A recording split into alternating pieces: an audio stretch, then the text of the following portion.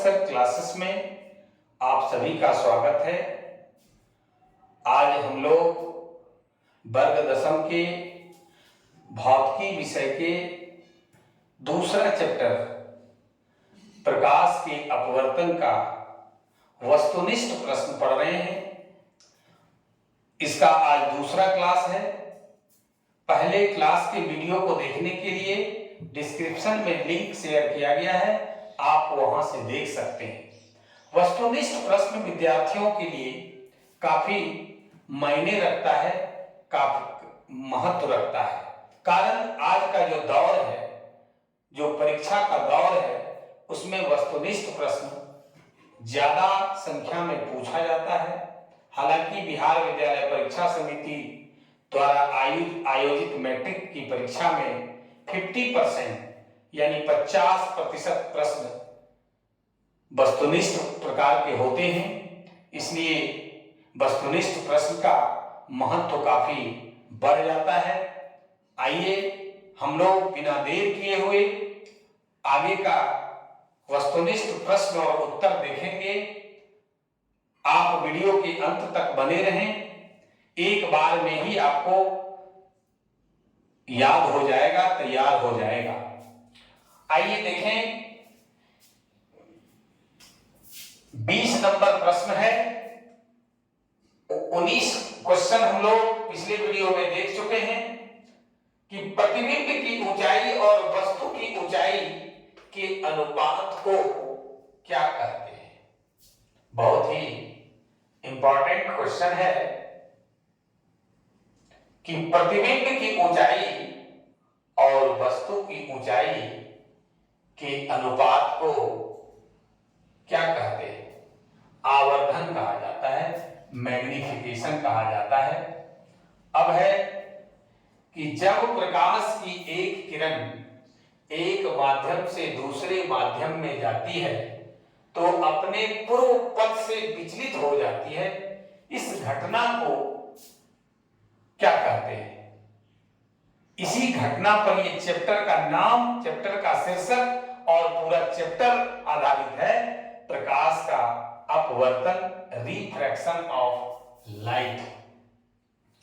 अगला प्रश्न है कि जब प्रकाश एक माध्यम से दूसरे माध्यम में जाता है तब अपवर्तन किस कारण से होता है। ये वैज्ञानिक कारण पर आधारित प्रश्न है। बहुत ही इंपॉर्टेंट क्वेश्चन है कि जब प्रकाश एक माध्यम से दूसरे माध्यम में जाता है तब अपवर्तन किस कारण से होता है। मान लीजिए विरल माध्यम से सघन माध्यम में प्रकाश प्रवेश करती है, वायु से कांच में प्रवेश करती है या फिर कांच से वायु में प्रवेश करती है, तो उस स्थिति में आखिर अपवर्तन होता है। प्रकाश अपने पथ से मुड़ जाती है। क्यों?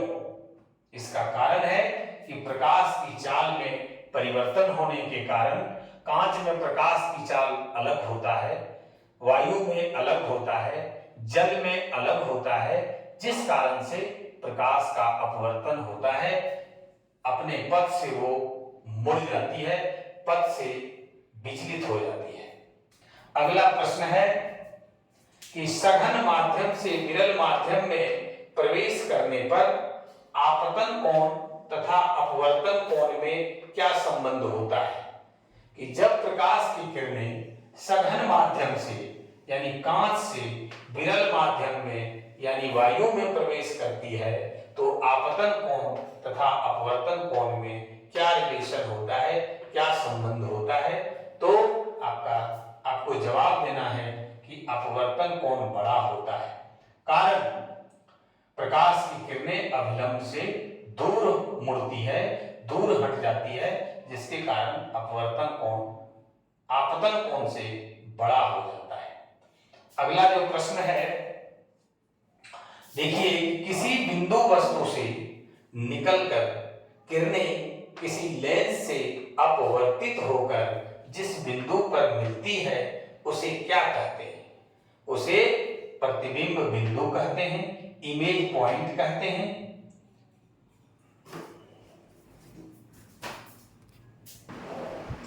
अगला प्रश्न है कि किसी उत्तल लेंस के सापेक्ष कोई वस्तु कहां पर रखी जाए कि उसका वास्तविक उल्टा तथा वस्तु के बराबर प्रतिबिंब प्राप्त किया जा सके।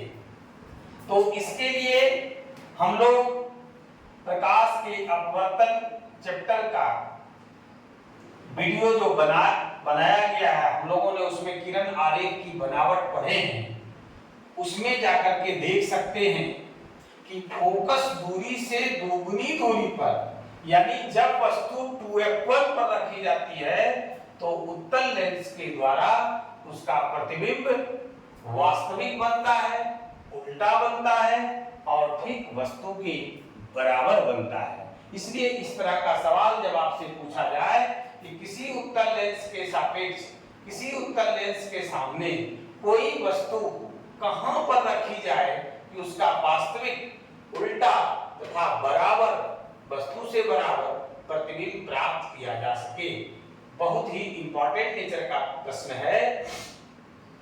तो आपको जवाब देना है कि जब वस्तु 2f1 पर रखते हैं तो इस तरह की स्थितियां प्राप्त होती है। 2f1 कहिए या फोकस दूरी से दोगुनी दूरी पर कहिए या वक्रता केंद्र पर कहिए, सेंटर ऑफ कर्वेचर पर कहिए। अगला जो प्रश्न है कि उत्तल लेंस में जब वस्तु फोकस तथा लेंस के बीच रखी जाती है तब प्रतिबिंब बनता है। कैसा प्रतिबिंब बनता है? तो काल्पनिक और सीधा। ये किरण आरेख की बनावट से रिलेटेड प्रश्न है, बहुत ही इंपॉर्टेंट क्वेश्चन है। हर साल इस तरह का सवाल एक ना एक आता ही है। हर सिटिंग में, हर सेट में इस तरह का प्रश्न रहता है, इसलिए ये इंपॉर्टेंट नेचर का क्वेश्चन है। इसको जरूर देखेंगे और इसको समझने के लिए, जानने के लिए किरण आरेख की बनावट से रिलेटेड जो वीडियो डाला हुआ है आप वहां जाकर के देखें और बढ़िया ढंग से समझ में आएगा। अगला जो प्रश्न है वो न्यूमेरिकल से रिलेटेड है कि एक अवतल लेंस की फोकस दूरी 20 सेंटीमीटर है तो इसकी क्षमता क्या होगी। बहुत ही इंपॉर्टेंट नेचर का क्वेश्चन है। आंसर तो हमने लिख दिया कि -5d। तो क्यों, कैसे, ये जानना होगा। अवतल लेंस की फोकस दूरी सदैव ऋणात्मक होती है, ये हम लोग चिन्ह परिपाटी के द्वारा जान चुके हैं। इसलिए फोकस दूरी अगर दिया हुआ है 20 सेंटीमीटर तो हम लोग उसको -20 सेंटीमीटर कर लेंगे। और ये भी हम लोग जानते हैं कि फोकस दूरी अगर सेंटीमीटर में है और क्षमता निकाल रहे हैं लेंस की तो आप उसको मीटर में बदल लें। अगर मीटर में हम लोग बदलेंगे तो क्या करेंगे, 100 से भाग देना होगा, इतना मीटर हो जाएगा। कटाइएगा,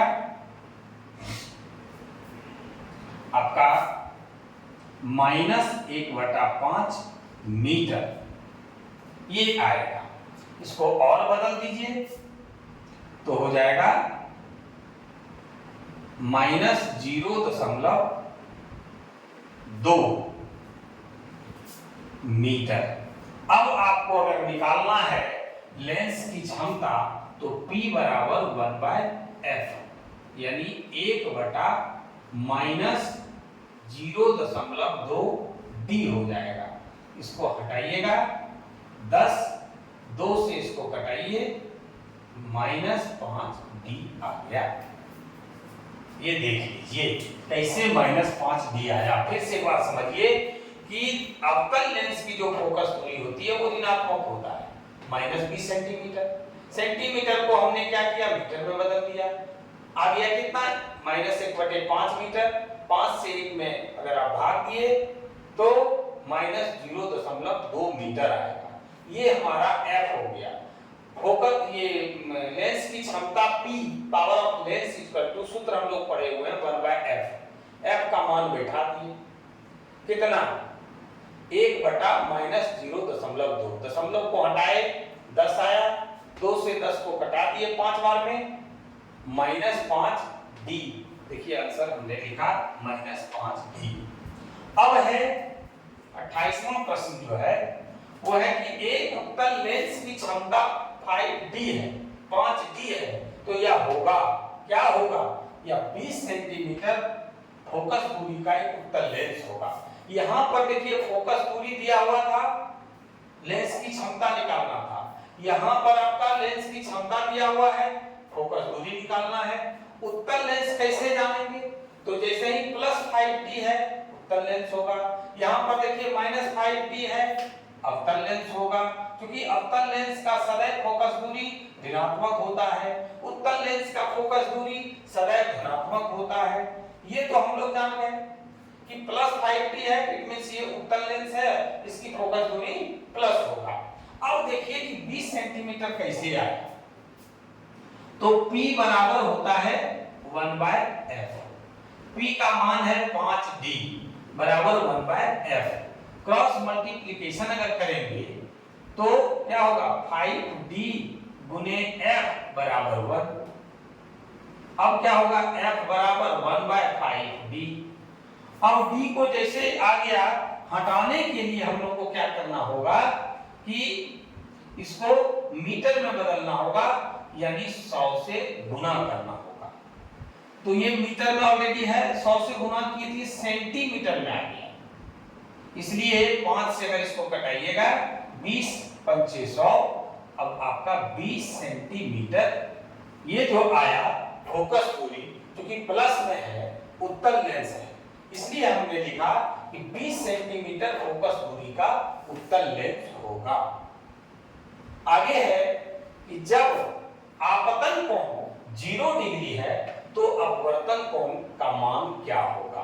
ये 29 नंबर प्रश्न देखिए कि जब आपतन कोण 0 डिग्री है तो अपवर्तन कोण क्या होगा।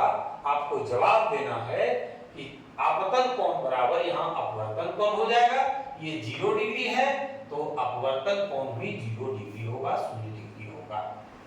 आइए 30वां प्रश्न जो है बहुत ही इंपॉर्टेंट नेचर का है कि लेंस की क्षमता, पावर ऑफ लेंस का SI मात्रक क्या होता है, तो मीटर इनवर्स होता है। अभी हम लोग डायोप्टर की भी चर्चा कर रहे थे, तो हम लोगों ने जब टॉपिक पढ़ रहा था इस चैप्टर को पिछले वीडियो में, तो उसमें विस्तार पूर्वक हमने इससे बार-बार जोर देकर के चर्चा किया था कि लेंस की क्षमता का SI मात्रक मीटर इनवर्स होता है, जबकि प्रचलित मात्रक डायऑप्टर होता है। आप लोग बार-बार वीडियो को देखें।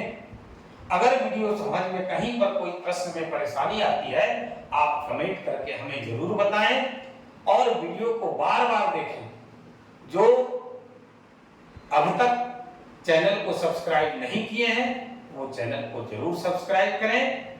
हम बार-बार आपको विश्वास और भरोसा दिलाते हैं कि आपका एक भी प्रश्न हम छूटने नहीं देंगे और सारे विषयों की तैयारी आपकी अच्छे तरीके से कराई जाएगी। ये मैं पुनः एक बार आपको भरोसा दिलाते हैं। आज के क्लास में बस इतना ही। धन्यवाद।